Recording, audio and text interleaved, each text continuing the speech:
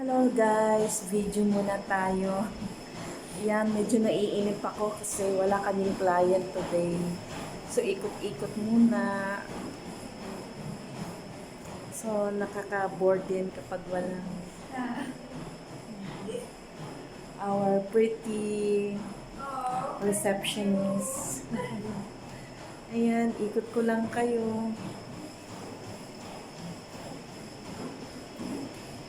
Ay, naku guys. Ito yung buhay OFW.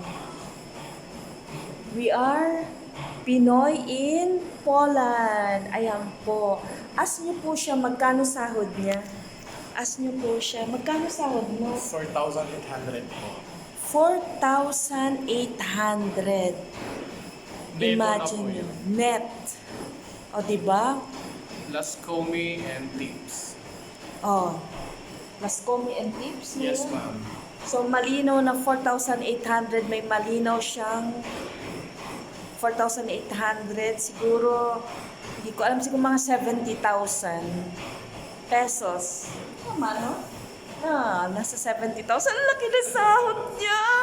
Oh my God! Ang laki na sahod niya. 70,000. O, diba?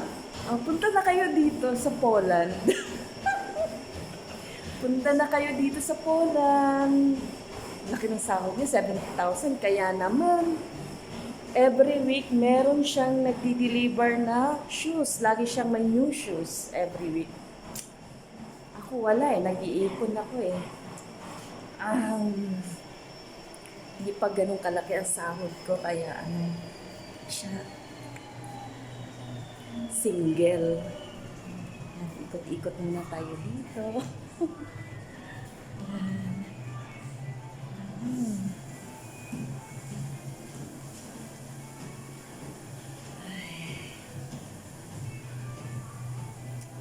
Ganito talaga kapag naiinip kami.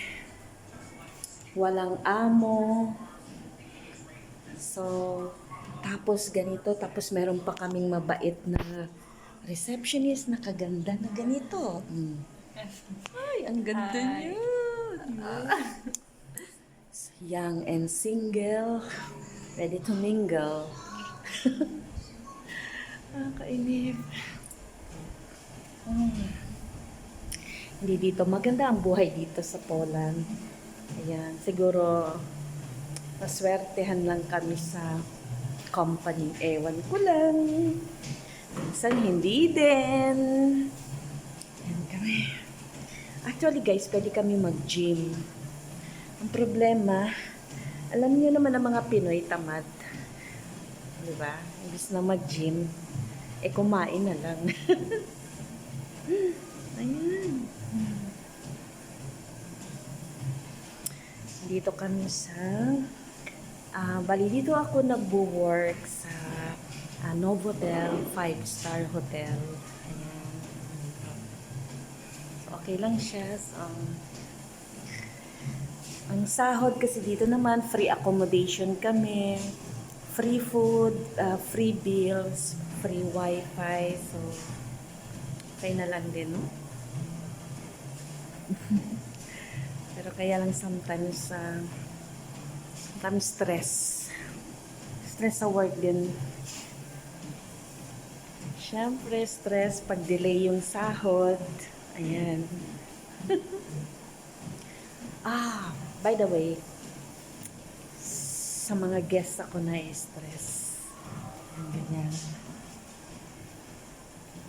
Pero survive naman sa salary, okay lang. Siyempre, pero nakakamiss pa rin sa Pilipinas. Yan. Ay, naku, hindi talaga ako makali kapag ganyan. Pag ganyan wala kaming client, naghihintay, nakakainip. Ay.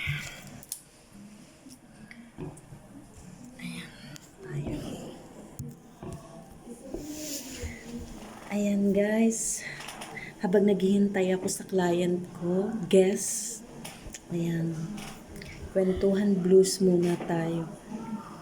Yun nga po, kita nyo yung kasama ko. Kasi kami dito, iba-iba kami ng salary.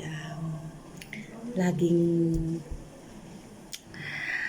confidential yung mga salary namin dito. Negotiable.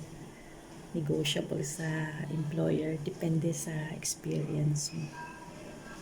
Siyempre, secret lang din yung sahod ko. Groups pa nyo, no? Inano niya talaga, 4,800 pala sahod niya. Guys, yun ay nasa almost 70,000. Diba? Laki, no? Tapos kapag wala naman kaming client, pahinga. Pag meron, pero nakakapagod Nakakapagod din yung trabaho namin na ito. Anyway, wala namang trabaho na hindi mahirap. Diba?